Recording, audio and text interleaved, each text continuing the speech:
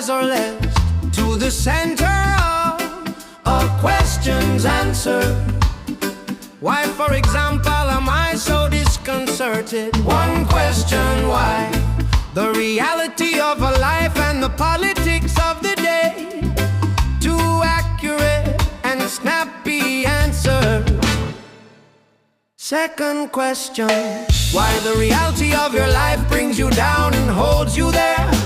The answer is the disadvantages of being alone and the overwhelming wellspring of memories. Not at all, mostly good rat flood up in an elder's mind from a lifetime of heartfelt solid experiences. Why? Another question deeper down. Well, with the first I say it's the knowing of death, but not knowing of my death. It's all the things that are worse than death. What ifs and possibilities and more experience. The more I know, the more I don't know. The more I'm aware of what may and what may be far worse than that, that I could not foresee. And it's in my current state, which is deadly in my sleep. Sleep deprived and swords of Damocles swaying overhead, as do trees, a questionable rule. In a blistering lightning storm, no less. And I'm here each night's tiny death. My blood presses such as to kill a man, and I awake with this every day of every week for years apparently. And the tension at times is more than I can stand. And then there's that everyone else I know will die.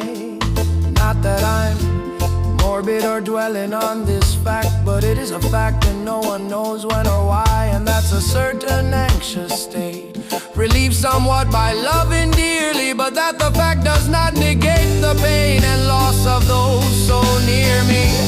That's a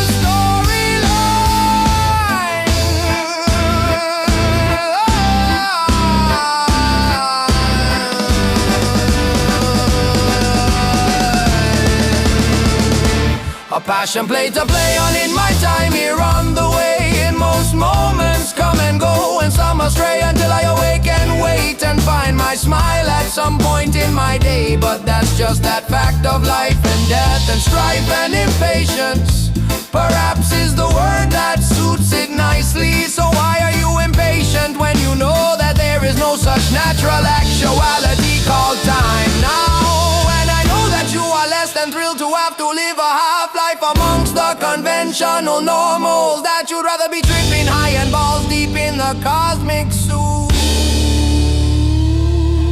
That is the basis of all things, that you have to play the game as if it mattered, and live the life and pay the bills, and now be your own as your lover, your own companion, your best wife. Why are you complainingly unsettled when you are living on multiple dimensions, and your reality is one of cosmic perspective as opposed to the restrictions of a single person's perception? As far as the question of mortality and inconvenience of growing old is pretty much along the natural line. I fear the punch, as you know it's coming for everyone.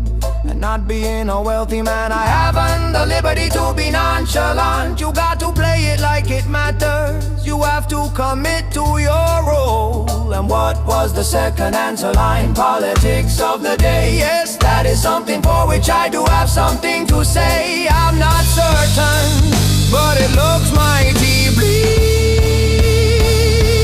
Although historically we tend to lean towards the light, there is an unscrupulous darkness at the helm. There is a brainless puppet, a pig in a trough, a slob, petty bully, and a swamp rat carpet-bagging grifter. And there's plenty of things I'd like to say, but I can't legally say, and that is kind of a concern, because I've never felt towards anyone but Hitler this way. And Hitler was at least mindful and evil, whereas his son is a fucking moron, according to people who would know, and asleep at the wheel. And vain and empty is our curse from God, who is being used as one of Satan's most useful idiots. Should status quo become an idiocracy, it would be the end of our autonomy. And it doesn't matter how you spin it, because it is just the truth, and no one wins, especially the jackasses who to gain a tacky corner the world for a minute lost their soul so obviously.